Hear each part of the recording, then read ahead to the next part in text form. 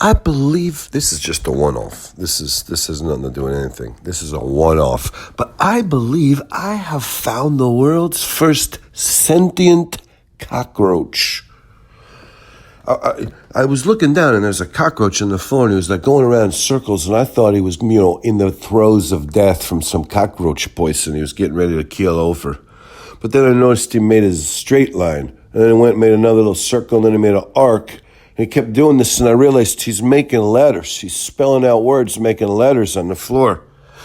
And I became the first, dexterous with your toes. I didn't even have any implements. I actually reached my paw out. I separated my toes, which I'd never done before.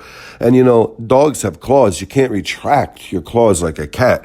And I very nimbly, I stopped the cockroach and I very gently picked it up between my two toes, which I'd never done before.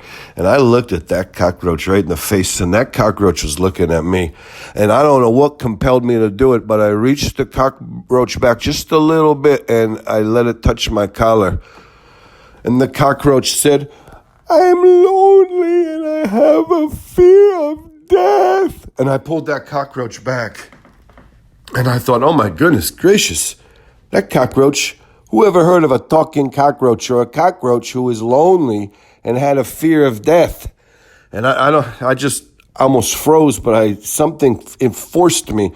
And I gently touched the cockroach back to my collar and he said, "I want everyone to know that I am a person." And I was just blown away.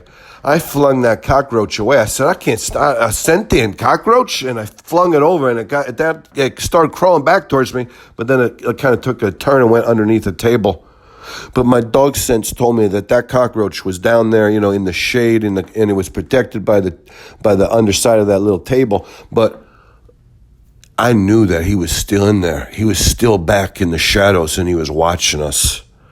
And I'm telling you what, it's kind of eerie to have a cockroach, that's sentient. Who knows? I'm concerned if we get a lot more sentient cockroaches, or who knows, even one sentient cockroach could lead all the other cockroaches.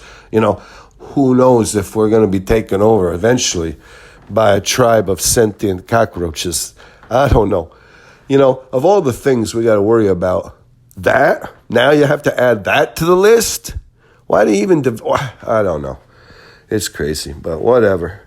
To me, it probably doesn't matter because I'm so old. Sooner or later, I'm going to pass away before the rise of the sentient cockroaches. But listen, it still fills you with dread.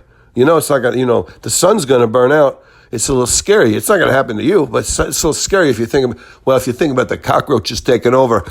It's a little scary, but whatever. It's all right.